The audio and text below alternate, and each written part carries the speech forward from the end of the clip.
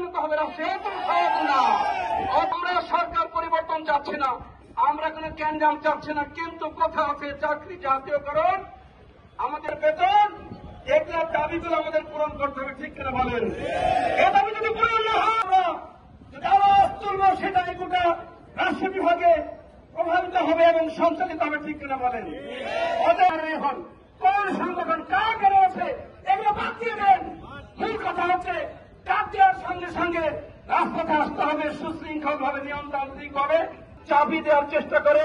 আমি হুঁশিয়ারি উচ্চারণ করছি, এই অফিস থেকে তৎপরতা চালানো কর্মকর্তা পালিয়ে গেল কেন আমি জানতে চাই। কারণ জাতীয় ইস্যু যেমন আমরা জাতীয়করণ চাচ্ছি, অনার্স শিক্ষকদের বেতন চাচ্ছি এবং সহঅধ্যাপক প্রথাকে যে সিনিয়র লেকচারার করেছে এগুলো বাতিল করতে হবে, আগের মতো করে সকলকে সহঅধ্যাপক করতে হবে।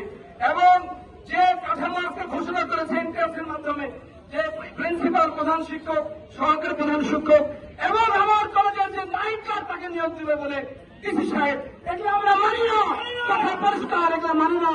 এগুলো আবারও বলছি বক্তব্য দেওয়ার জন্য আমার অনেক যোগ্য ডক্টর, অনেক অধ্যক্ষ বিভিন্ন জায়গায় দাঁড়িয়ে আছে। আজকে বেলা 2টার পর করে শুনবেন সুসংবাদ চলে আসতো।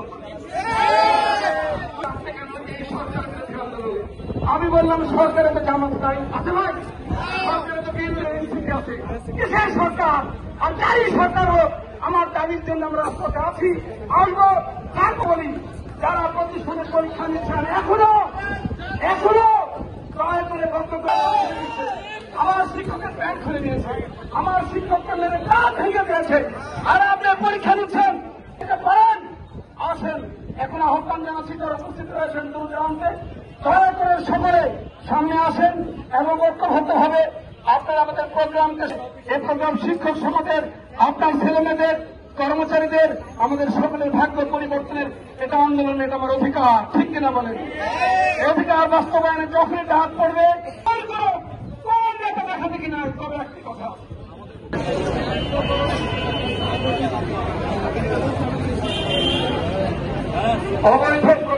স্যার, মুশারফ স্যার, যারা পরীক্ষিত মানুষ, সারোয়ার স্যার, ইসলামিয়া কলেজ কই, আপনারা সামনে আসেন। এই শিক্ষক সমাজ গোটা বিভাগের 8 জেলা মহানগরী থেকে যারা যে কাজের জন্য আসবে, নির্বাচন হয়েছে, যে নীতিমালায় প্রফেসর ইউনূস সাহেব আজকে রাষ্ট্রের প্রধান নির্বাহী হয়েছেন, যে নীতিমালায় আজকে উপস্থিত নিয়েছেন, সেই আগে চিন্তা করে পরিবর্তিত অবস্থা, বিশেষ করে বলি স্কুলের সহকারী প্রধান শিক্ষক, স্কুলের সহকারী প্রধান শিক্ষকের সারা বাংলাদেশে বেতন হয়ে গেছে, বেতন থাকার পরে শুধু রাজশাহী অঞ্চলে করা হয় নাই, এটা কি অন্যায় না? সচিব ছিলেন, গোটা বাংলাদেশের অঞ্চল প্রধান ছিলেন, সেই মিটিং এ আমরা ছিলাম, সেই মিটিং এ হয়েছে। এই সিদ্ধান্তের পরে যদি বর্তমান আছে কথা একটাই, এই অফিসের যা কাজ মহাপরিচালক বলেছে আমার কাছে কোনো কাজ নাই, সকল ক্ষমতার মালিক রাজশাহীর পরিচালক, সকল ক্ষমতার মালিক রাজশাহীর ডিডি। কি কথা বুঝতে পেরেছেন? স্বাধীন ভাগে, নিরপেক্ষ ভাগে, দুর্নীতিমুক্ত ভাবে, ওসব দলিল ফেলে দিয়ে আমরা যে বৈষম্যের শিকার, আমরা যে অত্যাচারিত, রাজশাহী বিশ্ববিদ্যালয় 9 বছর পর নিয়োগ হয়েছে, সমস্ত বকেয়া পেয়েছে। আজকে নির্বাচন অফিসারেরা অতিরিক্ত ডিআইজি হয়ে গেল, ধরেন উনি নিয়োগ পেয়েছিলেন তখন এসপি, আজকের সময়। আর যদি অফিসে কেউ মাস্তানি করে, তাবালিং করে, যদি কাউকে করে নোংরা আচরণ, সরকারকে হুঁশিয়ার করে নিতে চাই, আপনি এই শিক্ষকদের কথা শুনছেন না, আমাদের দাবি মানতে হবে।